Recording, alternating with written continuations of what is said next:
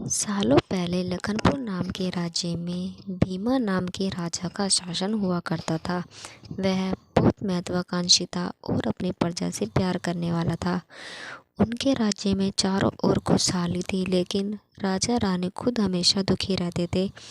उनके पास धन दौलत शोहरत सब कुछ था, लेकिन उनकी संतान न थी। संतान पाने के लिए राजा और रानी पूजा पाठ जप तप सब करके देख चुके थे, लेकिन कोई फायदा नहीं हुआ।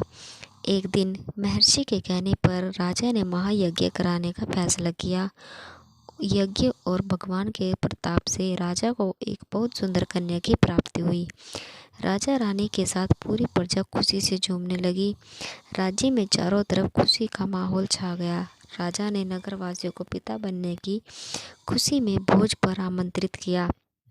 धीरे धीरे समय बीतने लगा। राजकुमारी बड़ी होने लगी। वह काफ़ी सुंदर और गुणवान थी। राजा रानी उसे देखकर खुश रहने लगे, लेकिन एक दिन उनकी खुशी को मानो जैसे नज़र लग गई। राजकुमारी बीमार पड़ गई। बड़े बड़े वैद्य नीम हकीम सब इलाज में जुटे, लेकिन कोई फायदा नहीं हुआ। दिन प्रतिदिन राजकुमारी की हालत बिगड़ती जा रही थी। राजकुमारी के ऊपर कोई दवा का असर नहीं कर रही थी। राजा को लगने लगा कि वे एक बार फिर निसंतान हो जाएंगे।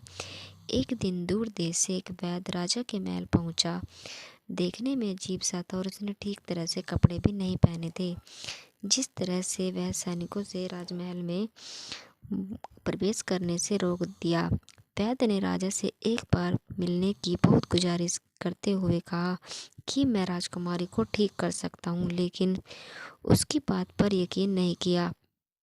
सैनिक ने उस वैद्य को राजा के पास ले गए। वैद्य ने सबसे पहले राजा को अपना परिचय दिया और कहा, मैं आपकी बेटी को ठीक कर सकता हूँ।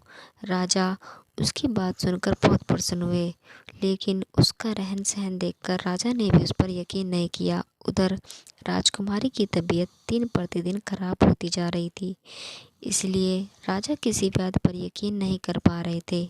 लेकिन उस वैद्य का आत्मविश्वास देखकर राजा ने उसे एक मौका देने का फैसला किया। राजा ने वैद्य को बोला कि अगर राजकुमारी की तबीयत ठीक नहीं हुई तो अंजाम भुगतने के लिए तैयार रहना। इस पर वैद्य ने बोला, ठीक है, लेकिन अगर राजकुमारी ठीक हो गई तो मुझे क्या मिलेगा? राजा ने कहा, जो मांगोगे मिलेगा। वैद्य राजी हो गया। राजा खुद उस वैद्य को लेकर राजकुमारी के पास गया। राजकुमारी बिस्तर पर बेजान सी लेटी हुई थी। ऐसा लग रहा था जैसे किसी ने उसका सारा नूर निकाल लिया हो।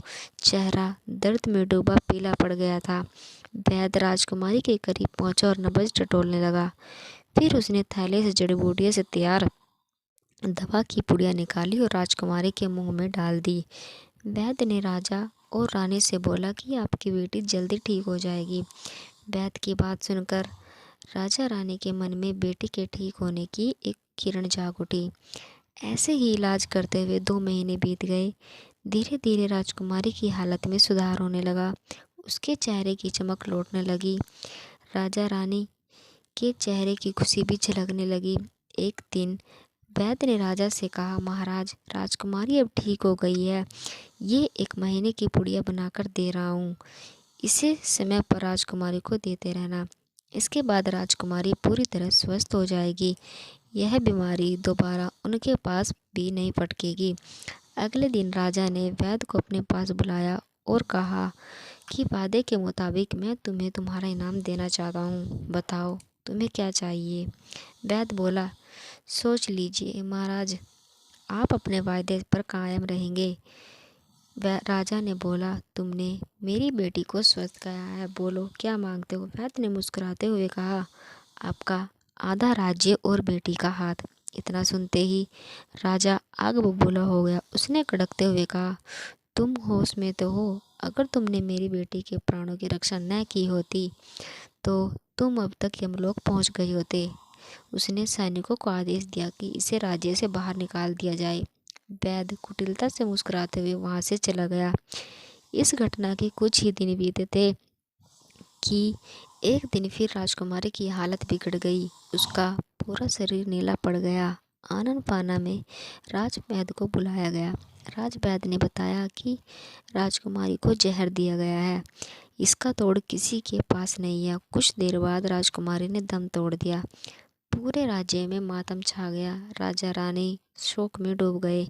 छानबीन में पता चला कि वैद्य ने राजकुमारी को 1 महीने खाने के लिए जो पुड़िया दी थी, उसमें ही एक पुड़िया में जहर था। वैद्य को पहले ही शक था कि राजा उसकी बात नहीं मानेगा, इसलिए उसने पुड़िया में जहर भरकर रखा था। उसने सोचा कि अगर राजा शादी के लिए मान जाता है तो वह जहर वाली पुड़िया हटा देगा, लेकिन अगर नहीं माना तो इसकी सज़ा राजकुमारी को भुगतनी होगी। वैद्य की चाल कामयाब हो गई। कहानी से सीख, अगर किसी से कोई वायदा किया है तो उसे पूरा ज़रूर करना चाहिए।